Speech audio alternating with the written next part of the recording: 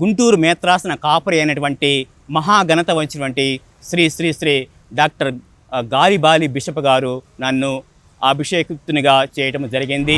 వివాహ నూతనీకరణ ఉత్సవాన్ని జరుపుకోవాలి అని పిలుపునిచ్చాను వాళ్ళందరికీ కూడా. వారికి పిలుపునిచ్చినప్పుడు వారందరూ కూడా ముందుకు రాలేదు. ఫాదర్, మరలా మేము పెళ్లి చేసుకోవటం ఏంది, మరలా మేము దడ్డలు మార్చుకోవటం ఏంది, మరలా మేము గుడికి వచ్చి భార్యాభర్తలు పక్కపక్కన కూర్చొని ఆ వివాహ వాగ్దానాలను మళ్ళా నూతనీకరించుకోవటం ఏంది, మాకు కష్టంగా ఉంది, మేము రామన్నారు.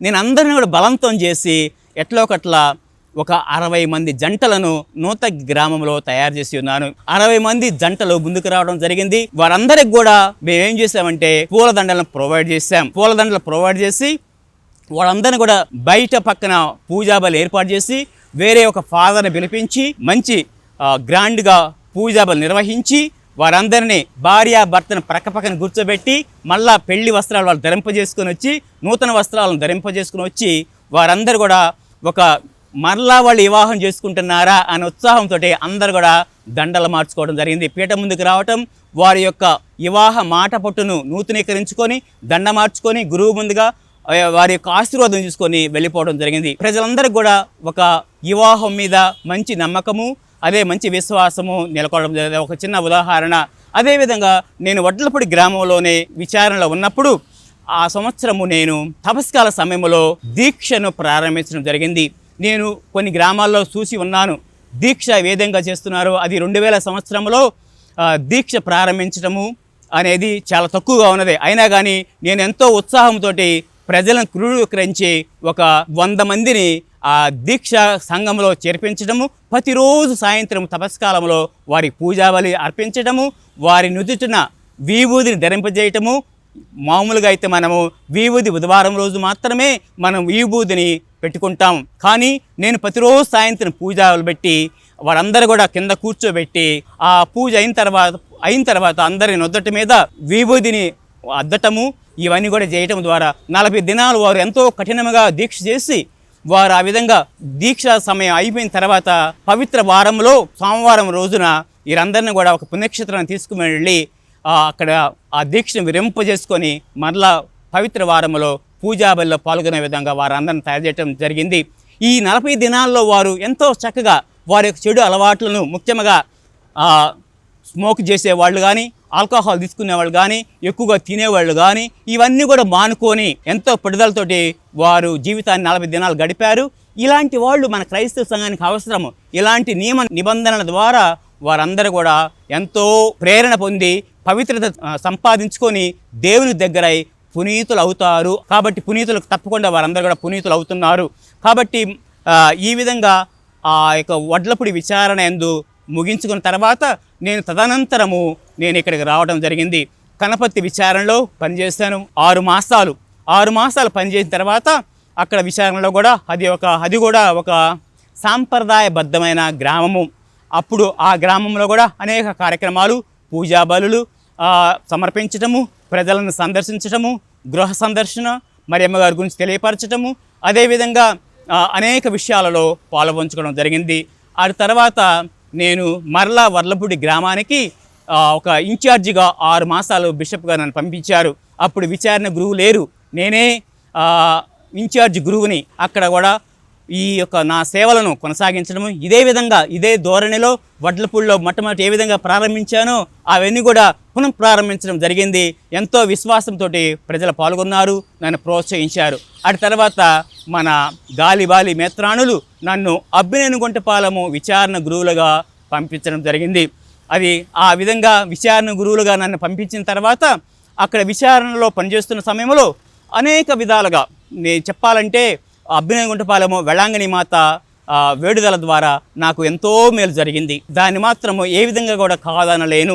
ఎందుకంటే నేను వెళ్ళే సమయంలో మొట్టమొదట విచారణ గురువుగా వెళుతున్న సమయంలో నాకు కూడా ఎంతో భయంగా ఉంది. విచారణ గురువుగా ఏ విధంగా ఉండాలి, అక్కడ ప్రజల లేరు, తక్కువ మంది ఉన్నారు. ఆ విచారణలో గ్రామంలో అబ్బినేనిగుంటపాలెంలో క్రైస్తవ ప్రజలు తక్కువగా ఉన్నారు. కాకపోతే మనకు వివిధ గ్రామాల నుండి క్రైస్తవులు ప్రతి ఆదివారము పూజా బలికి వస్తుంటారు. అదేవిధంగా అది పుణ్యక్షేత్రం కావటం వలన అనేక గ్రామాల నుండి అనేక సమయాల్లో ఏ సమయంలోనైనా సరే ప్రజలు వచ్చి వేళాంగిణి మాతను సందర్శించుకుంటారు. కేవలము వేళాంగిణి మాత దయ వలన, వేళాంగిణి మాత వేడుదల వలన మాత్రమే 7 సంవత్సరాల పాటు అబ్బినగుంటపాలెంలో కొనసాగి ఉన్నాను విచారణ గురువుగా. మరి విచారణ వెళ్ళినప్పుడు సమయంలో అనేక మంది అనేక విధాలుగా తెలియపరిచి ఉన్నారు.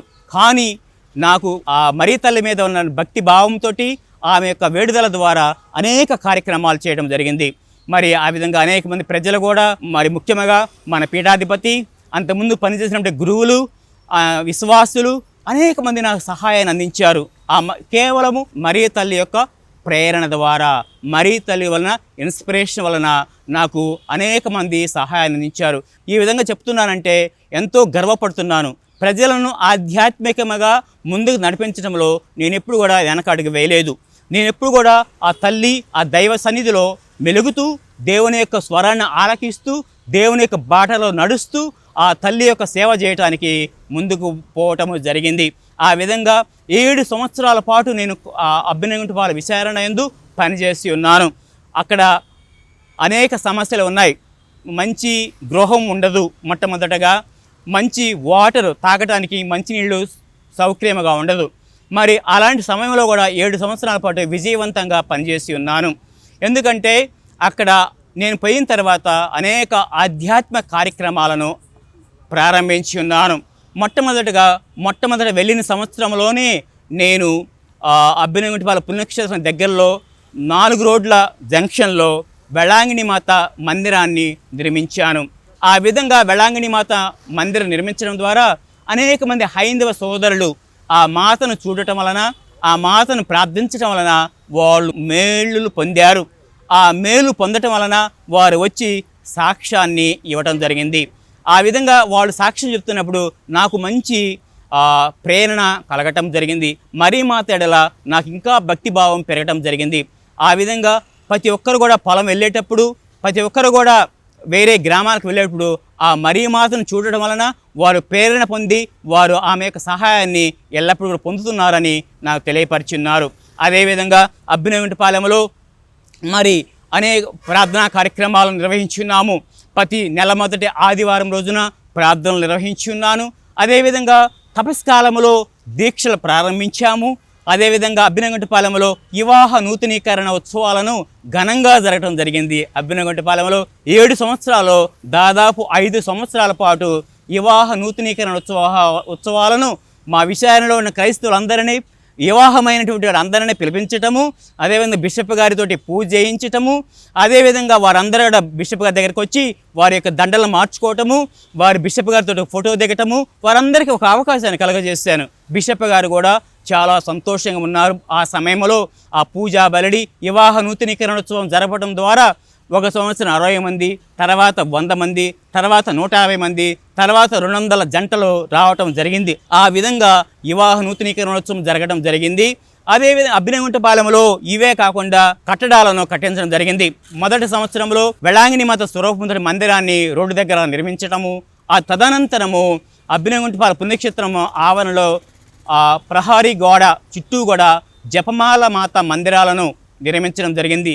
20 మందిరాలను నిర్మించటము, అది కూడా ప్రజల యొక్క ప్రోత్సాహము. నేను ఎప్పుడైతే వారికి తెలియపరిచానో ఈ విధంగా మందిరాలు నిర్మించాలి అన్నప్పుడు వారందరూ ముందుకొచ్చి ఒక్కొక్క మందిరానికి వారి వంతు సహాయాన్ని అందించి వారి యొక్క పేరును ఆ మందిరం మీద రాయించుకోవడం జరిగింది.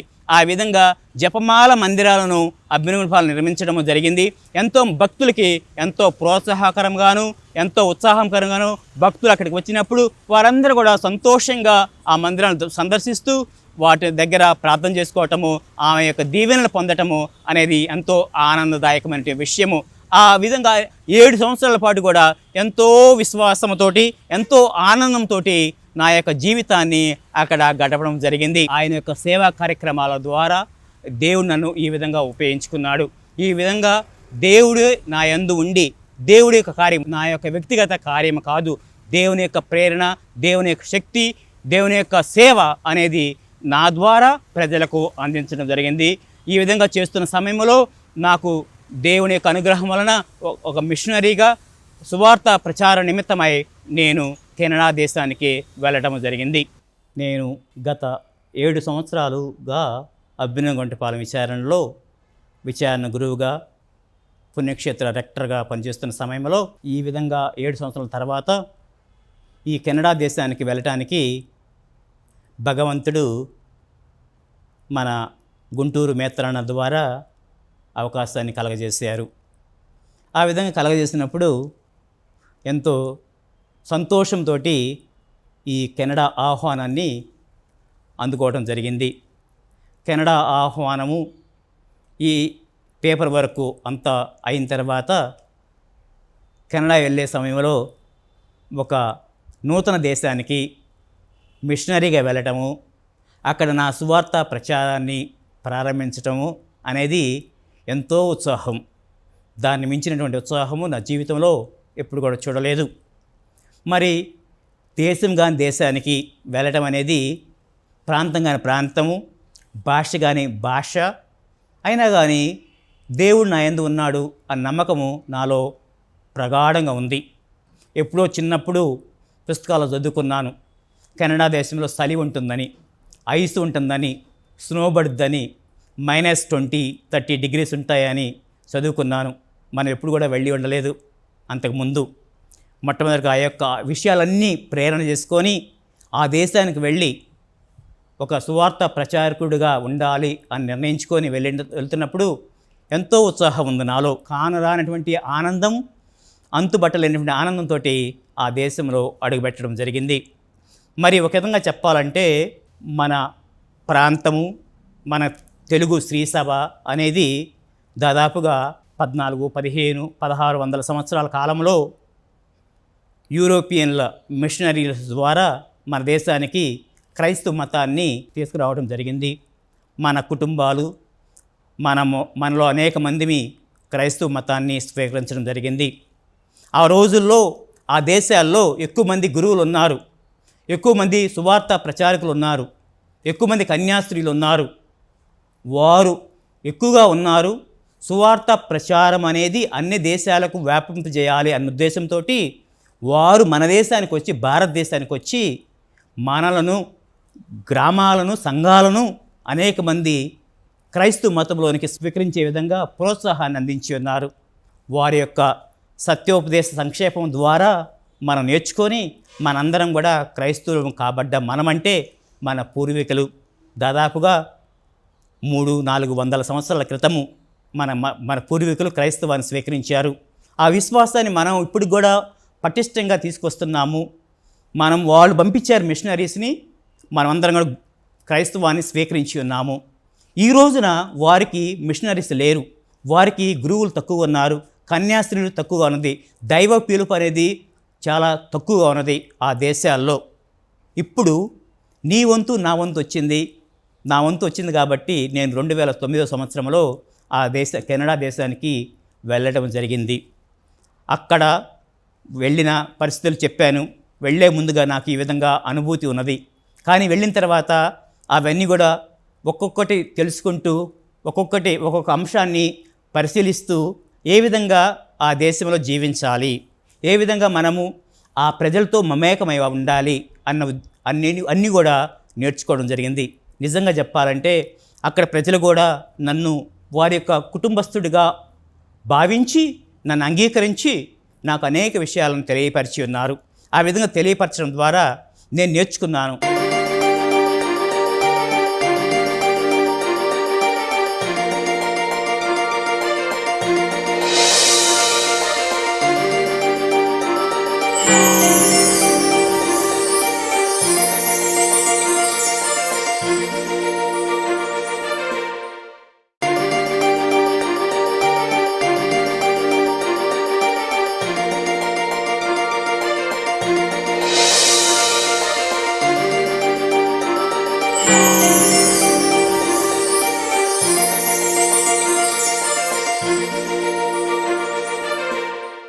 పదిహేను సంవత్సరాల పాటు నేను కెనడా దేశంలో పనిచేస్తున్నాను. ఒకే మేత్రాశ్రమంలో, కాల్గరీ డయాసిస్ ఆల్బర్టా ప్రావిన్స్లో నేను పనిచేస్తున్నాను గత 15 సంవత్సరాల నుండి.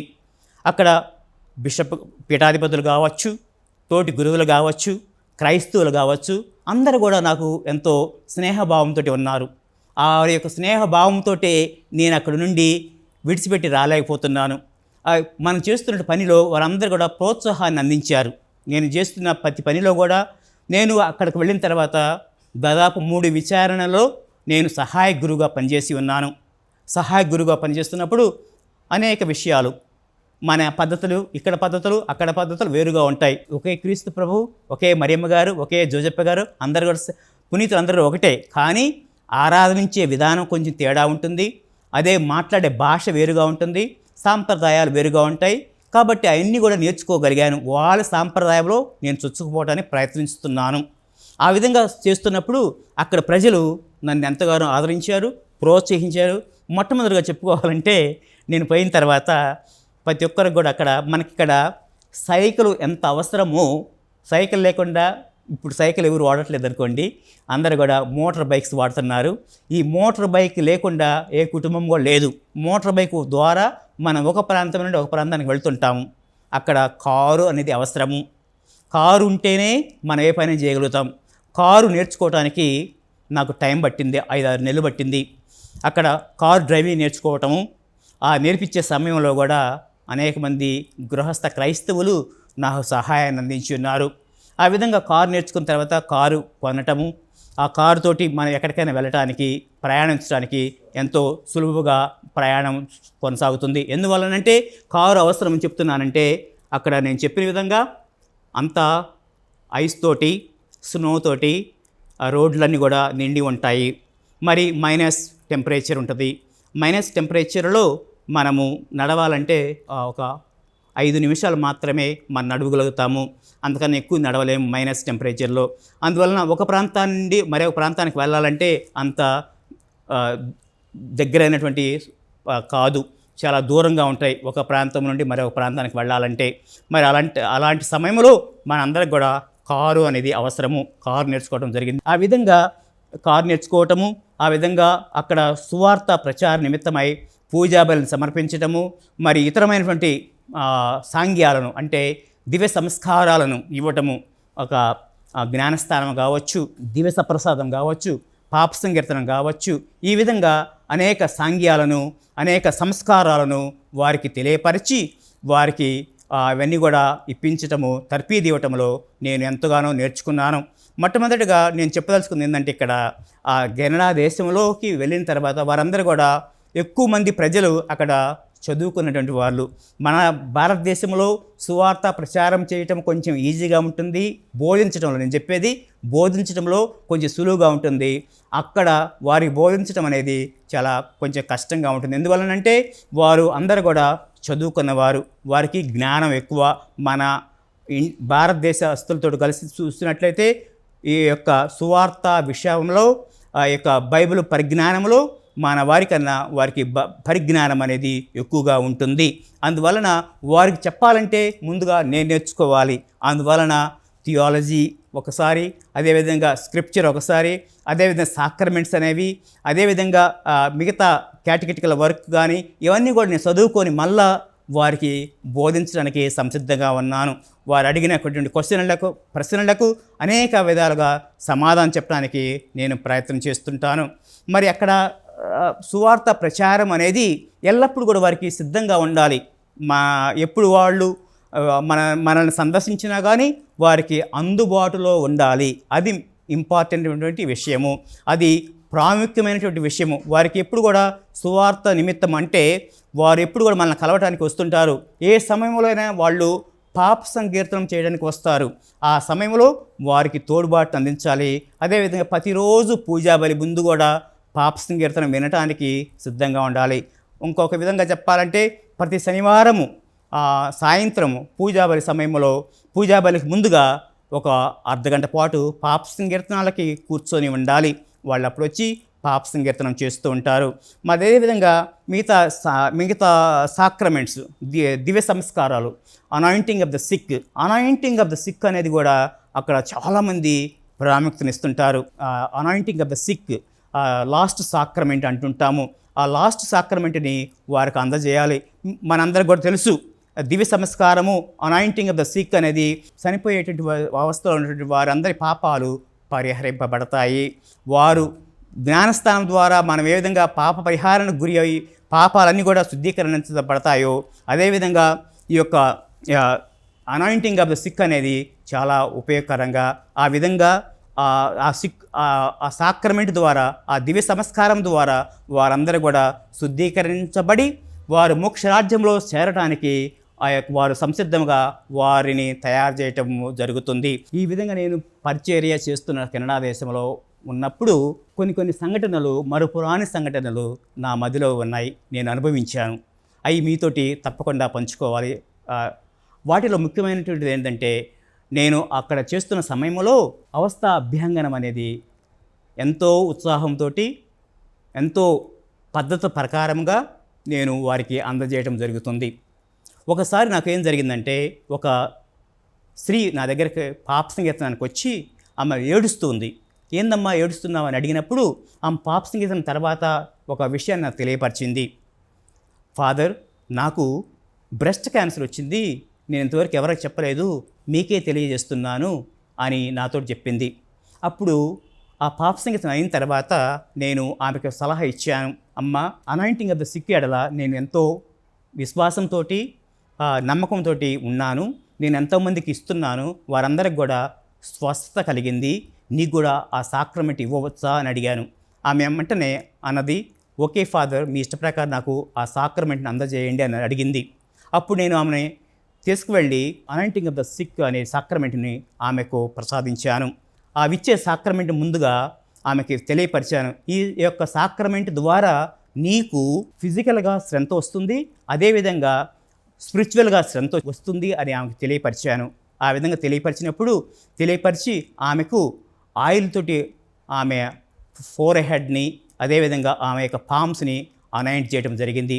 ఆ విధంగా ఆమె ఆ యొక్క సాక్రమెంట్ పొందిన తర్వాత కొన్ని నెలల తర్వాత నా దగ్గరికి వచ్చి, ఫాదర్, నేను ఇప్పుడు క్యాన్సర్ ఫ్రీ, నాకు క్యాన్సర్ లేదు అని తెలియపరిచింది. ఆ విధంగా ఆమె తెలియపరిచినప్పుడు నాకు ఎంతో సంతోషాన్ని కలిగింది.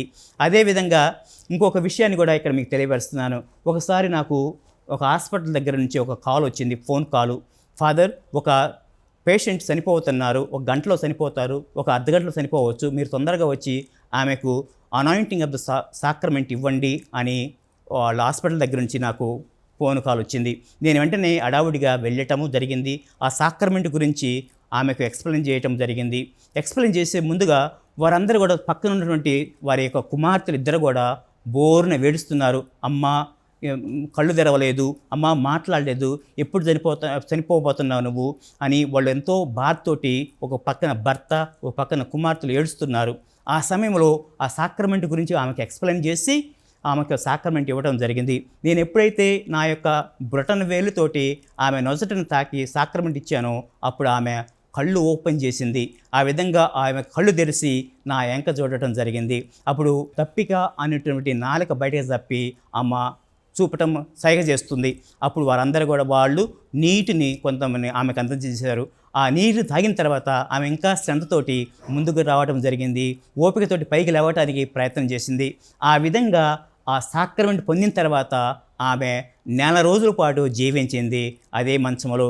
ఆ విధంగా మంచంలో ఉన్నటువంటి స్త్రీని కూడా వాళ్ళు వీల్ చైర్ ద్వారా బయట తీసుకొచ్చి సన్షైన్ను ఆమెకు చూపించడం జరిగింది. ఆ విధంగా చనిపోయేటువంటి స్త్రీ ఒక నెల ఎక్కువ కాలము జీవించడం జరిగింది. అందువలన ఆ కుటుంబ సభ్యులందరూ కూడా ఎంతో సంతోషాన్ని వ్యక్తం చేశారు. ప్రియమైనటువంటి ఈ విధంగా ఆ యొక్క సాక్రమెంటు నాలో విశ్వాసాన్ని, అదేవిధంగా సాక్రమెంటల్ భక్తి భావాన్ని నాకు ఉండే విధంగా ఆ సాక్రమెంట్ ద్వారా ఆ ప్రభువు నాకు అనుగ్రహించినందుకు గాను ప్రత్యేకమైన కృతజ్ఞతలు తెలియజేస్తున్నాను. ఈ విధంగా నేను మట్టిలో ఉన్నటువంటి మట్టి కుండ లాంటి వాడిని నన్ను దేవుడు ఈ విధంగా ఉపయోగించుకొని మీ అందరికి కూడా సేవ చేయడానికి నాకు ఈ విధంగా ఈ యొక్క గురుత్వం ద్వారా అవకాశాన్ని కలగజేస్తున్నారు. గత 25 సంవత్సరాల పాటు నేను గురుత్వ జీవితంలో జీవిస్తూ నా యొక్క జీవితాన్ని ఆనందంగా జీవించడానికి దేవుడు నాకు ఎంతో కృపను అనుగ్రహించున్నాడు. దానికి గాను దేవునికి నా యొక్క ధన్యవాదాలను, కృతజ్ఞతలను తెలియజేస్తున్నాను. గురుత్వానికి ఈ విధంగా దేవుడి పిలుపు అనేది ఎంతో ప్రాముఖ్యతను సంతరించుకున్నటువంటిది ఈ విషయము మీ అందరికీ కూడా తెలుసు. మరి గత 25 సంవత్సరాల పాటు నా యొక్క అనుభవంలో నేను చూస్తున్నప్పుడు గురువుగా ఉండటం అనేది కష్టమైనటువంటి విషయమే, అంత సులువైనటువంటి అది కాదు.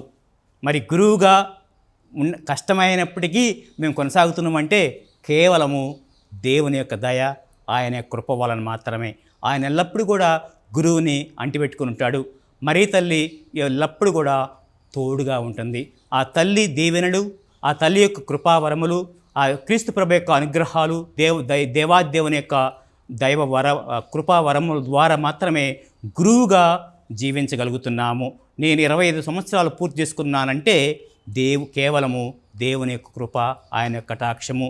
మరి ఆ దేవుని యొక్క పిలుపు అనేది అంత సులువుగా ఎవరికంటే వాళ్ళకి రాదు, కొంతమందికి మాత్రమే. అందుకే మన బైబిల్ గ్రంథంలో చదువుతున్నాము, పిలువబడిన వారు అనేక మంది, ఎన్నుకొనబడిన వారు కొంతమంది మాత్రమే. మరి ఆ కొంతమందిలో మనం ఆ కొంతమందిని దేవుని యొక్క సాక్షులుగా నిలబడడానికి, ఈ విధంగా మీ అందరితో పంచుకోవడానికి భగవంతుడు నాకు అనుగ్రహించాడు. మరి పిలుపు రావటానికి, ఆ దైవ పిలుపు రావటానికి, మన కుటుంబంలో మన పిల్లలకు ఆ యొక్క దేవుని యొక్క పిలుపు రావటానికి తల్లిదండ్రులుగా మీ అందరి యొక్క బాధ్యత ఎంతో ఉంది. మరి ప్రస్తుతం మన పరిశీలిస్తున్నట్లయితే నేను ఇంతకు ముందుగా చెప్పిన విధంగా ఇతర దేశాల్లో ఆ గురువులు, ఆ దైవ పిలుపు అనేది చాలా తక్కువగా ఉన్నది. అందువల్ల మేము ప్రచార నిమిత్తమై అక్కడికి వెళ్ళి సేవ చేస్తున్నామని చెప్పాను.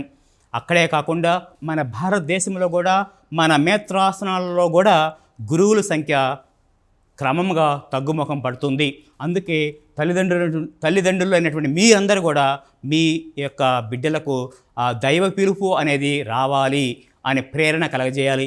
నేను ఏ విధంగానైతే మా యొక్క నాన్న ద్వారా, మా యొక్క తల్లి ద్వారా ఆ ప్రేరణ పొంది గురువుగా సెమినరీనిగా బ్రదర్గా సెమినరీకి పోవటము, గురువుగా అభిషేకింపబడ్డాను, అదేవిధంగా మీరు కూడా మీ పిల్లలకు తల్లిదండ్రులుగా మీరు ఆ గురుత్వ దైవ పిలుపు గురించి తెలియపరచాలి. వారికి ఎల్లప్పుడూ కూడా ప్రార్థన చేసుకోవటము, జపమాలు జపించటము, ఆ దైవ భయం కలిగి ఉండటము, ఆ విధంగా తల్లిదండ్రులుగా మీరు మీ పిల్లలకు బోధించినప్పుడు తప్పకుండా దేవుడు ప్రేరణ మీ ద్వారా మీ పిల్లలకు అందజేయబడుతుంది.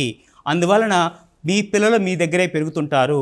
మరి ఆ విధంగా పెరిగే సమయంలో ఇలాంటి మంచి బుద్ధులు, దైవ పిలుపు అనేది వారికి ఒక విత్తనం ద్వారా మీరు అందజేసినట్లయితే, వారు ఆ విత్తనం వారిలో నాటుకున్నప్పుడు వారు తప్పకుండా ఎన్ని ఆటంకాలు వచ్చినా కానీ వారు ఎప్పుడు కూడా వెనకడుగు వేయరు. నాకు కూడా నేను చదువుకునే సమయంలో అనేక ఆటంకాలు, అనేక శోధనలు వచ్చి ఉన్నాయి.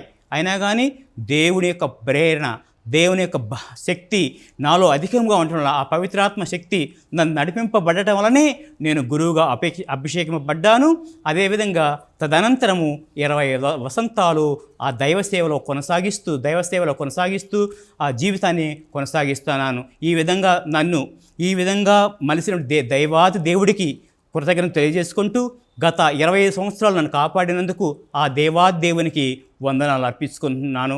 అదేవిధంగా నా యొక్క భవిష్యత్తు జీవితంలో కూడా దేవుడు నన్ను కాపాడాలని నాకు మంచి ప్రేరణగా ఉండి, నేను అనేక మందికి, అనేక గృహస్థ క్రైస్తవులకు, అనేక సామాన్య క్రైస్తవులకు సహాయం చేయడానికి, సేవా భాగ్యం చేయడానికి నాకు ప్రేరణ కలగాలని, నాకు దేవుని యొక్క దీవెన రావాలని, నా కోసం మీరందరూ కూడా ఈ యొక్క జూబిలీ సంవత్సరంలో ప్రార్థిస్తారని ఆశిస్తూ, అదేవిధంగా నాకు ఈ యొక్క నన్ను మలిసిన దేవా అనే కార్యక్రమానికి నన్ను ఆహ్వానించి ఈ దివ్యవాణి ఛానల్ ద్వారా, టీవీ ద్వారా నాకు నా యొక్క సందేశాన్ని మీకు అందించడానికి, నా యొక్క సేవా కార్యక్రమాన్ని మీకు తెలియపరచడానికి నాకు సహకరించిన దివ్యవాణి టీవీ యాజమాన్యానికి ప్రత్యేకమైనటువంటి వందనాలు తెలియజేసుకుంటూ, అదేవిధంగా నాకు ఇప్పటి వరకు ఈ విధంగా సహాయం అందించినటువంటి ఈ యొక్క దివ్యవాణి యాజమాన్యానికి వందనాలు చెప్పుకుంటున్నాను.